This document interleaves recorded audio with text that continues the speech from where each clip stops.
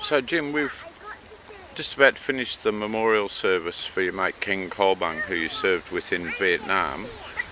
What's your enduring memory of Ken?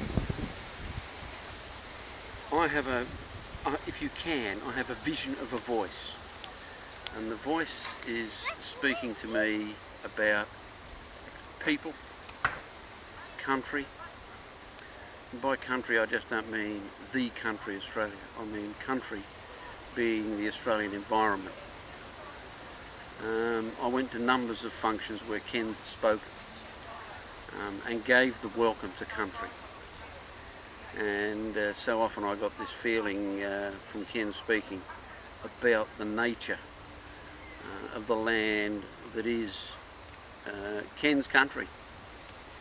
And that's my enduring impression of Ken, of him passing on to me an appreciation of country.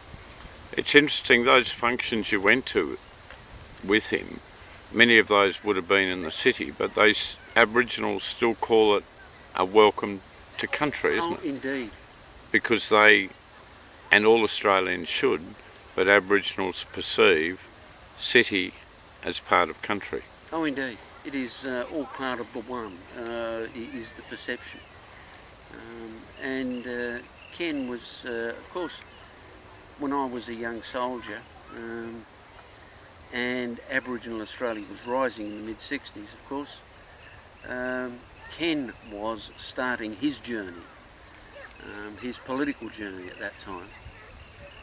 And it's interesting that Ken started his political journey at La Perouse, which is from where I enlisted in the army and where I voted in the '67 referenda.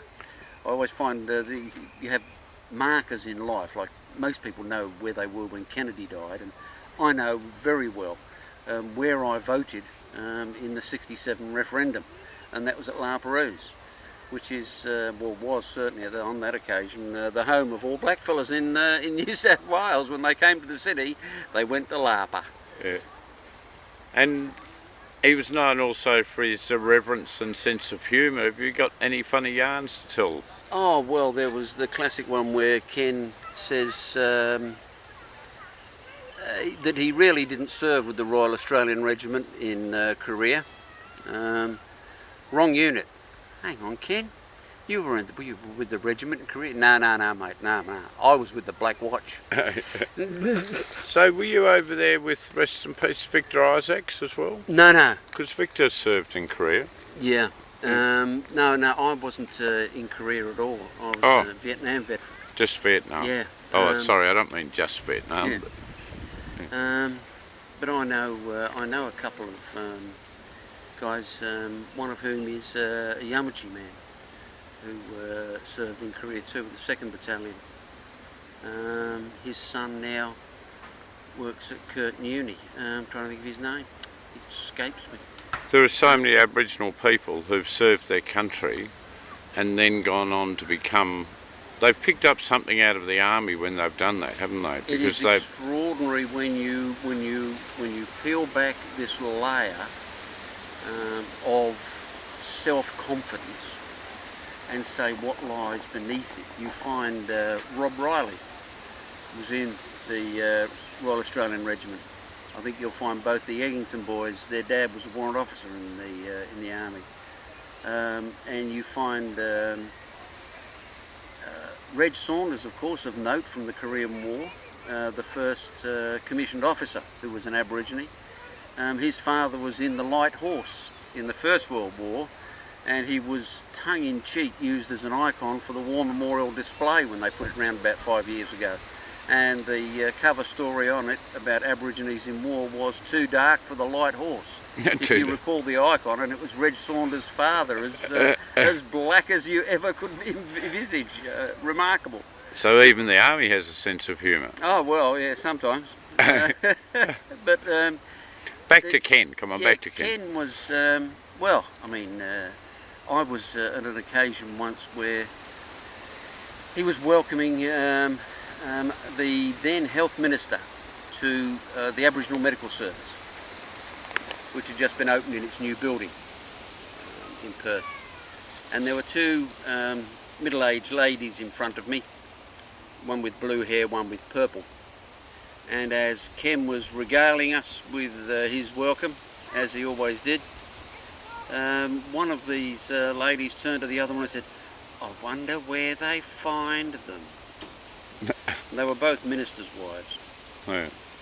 And I stuck my head down between them and I said, "They find them on active service fighting for their country, madam. Where else do you think they find them?"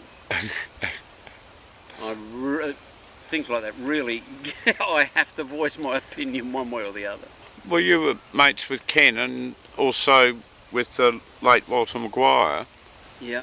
How do you feel about serving for a country that hasn't actually come to terms with its own background or history?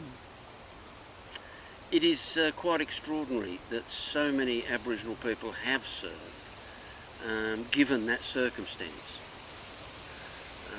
That even today we are paying lip service to the reconciliation game, because I don't know how you reconcile if you haven't got recognition. You have to have recognition before you can reconcile.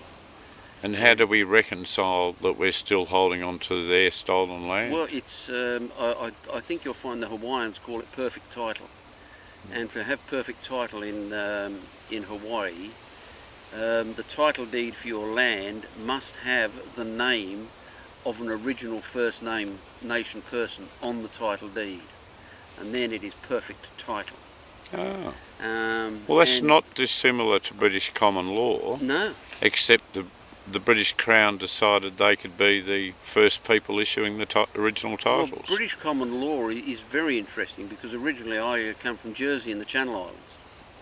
And when the sovereign ascends to the throne, the first letters patent they sign and are assigned to them are the letters patent making them the Duke of Normandy.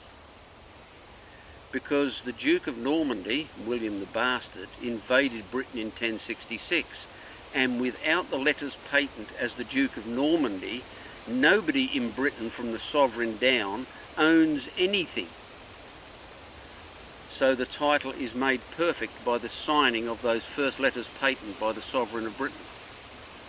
So yes, we have a lot to learn about title to land in Australia. And just one closing thought or comment on Ken. I see a huge man, because it's all right thinking about standing tall now when the work has been done.